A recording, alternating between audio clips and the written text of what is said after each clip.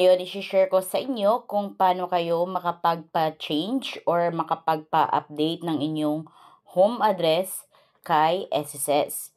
So, open nyo lang yung Google search ng cellphone ninyo.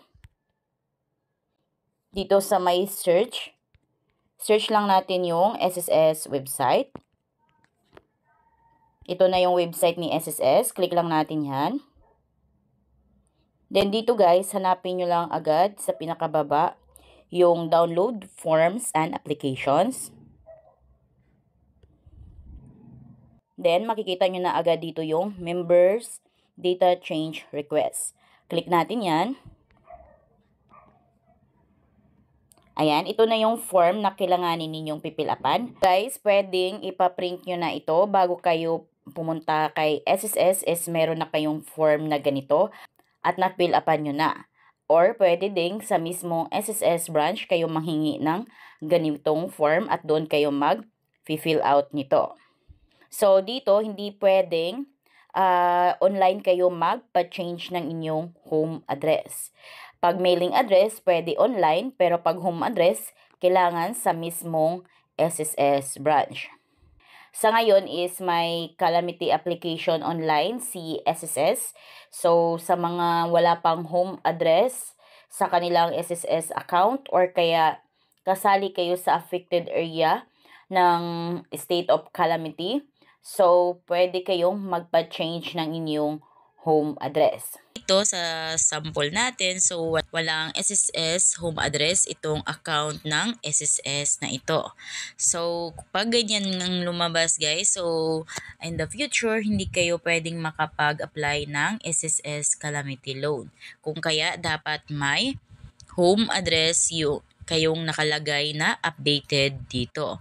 So, ngayon, para ma-update nyo yung home address ninyo, so kailangan nyo pumunta sa SSS branch dahil ito is hindi pwedeng ipa-update online. Sinasuggest ni SSS na pagdating nyo doon is mas maganda o mas mabuting meron na kayong ganitong form para pagdating nyo sa SSS branch is papasok na lang kayo at hindi na kayo manghingi ng ganitong form at hindi na kayo magpipill up pa doon. Pag once na magpipill up kayo dito, pwede nyo lang gamitin is black ink ballpen.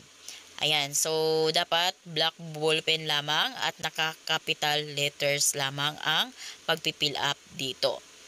Then ngayon guys, pag once na magpipill up na kayo dito, pipill upan nyo lang yung mga dapat nyong pipill upan dito, SSS number ninyo, then your common reference number, if alam nyo, meron, then date of birth, ito yung date of birth ninyo, and then kung may tax number kayo, dito lagay nyo, dito, your name, so sulat nyo lang yung apelyido ninyo, pangalan, middle name, or yung suffix ninyo, senior, junior, mga third, second, ayan, so dito sa suffix. Then, dito na tayo sa address, ayan, so as you can see dito, ang nakalagay lamang is address, and foreign address. Ayan, so as you can see dito guys, dalawa lamang yung address dito. Address at saka foreign address. So, dapat consider na yan ni SSS yung mailing address natin dahil nung nag-fill up tayo is address ang nakalagay. So, dapat naka-default na yon, consider as home address yung address natin. But then, dahil yata sa online, ang nangyari is mailing address yung nakalagay sa ating mga SSS account. Fill upan nyo itong address. Ayan, so dito lagay nyo lang yung mga complete address ninyo. Ayan. Then dito guys, pwede nyo na din ipa-update kung ano yung gusto nyong ipa-update dito para lahat ng gusto nyong ipa-update sa inyong SSS account is isahang punta nyo na lang doon. Ayan. Then, after nyo malagay yung address ninyo dyan, hanapin nyo yung updating of contact information. So, F. Hanapin nyo yung F. So, dito guys, take note. Ito yung F. Ayan. Under dito sa F, lagyan nyo ng check yung box ng address. Ayan. So, again, dito sa my F, sa updating of contact information, lagyan nyo ng check itong address, box ng address. Ayan. After nyo itong ma-fill upan ang page 1, ayan, so dito makikita nyo page 1 of 2. So, ibig sabihin, dalawang pages ito. Dalawang form yung ipapasa nyo dito kay SSS. So, dito sa page 1, pag may update pa kayo, lagyan nyo lang ng mga check yung may box ng mga to. Ayan, so lagyan nyo na yan ng check yung mga may box pag once na may ipapa-update pa kayo dyan. Then, scroll natin pababa. Dito, makikita nyo yung mga reminders. So, basahin nyo yan para may kung gusto kayong malaman dyan. And then, dito sa page 2 of 2 na.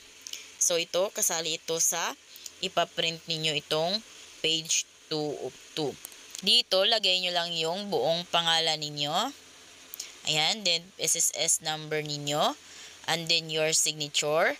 At kung anong date kayo pumunta doon. Dito sa part 2, ayan, to be filled out by SSS na yan. So, wag nyo na itong pipil-upan dahil si SSS na ang magpipill up niyaan. And then, dito sa baba, kung may update din kayo sa inyong dependent or beneficiaries, so lagay nyo lang din yung gusto nyong ilagay dyan na ipa-update. And then, dito guys, sa baba, makikita nyo yung mga list of requirements kung ano yung ipapa-change ninyo.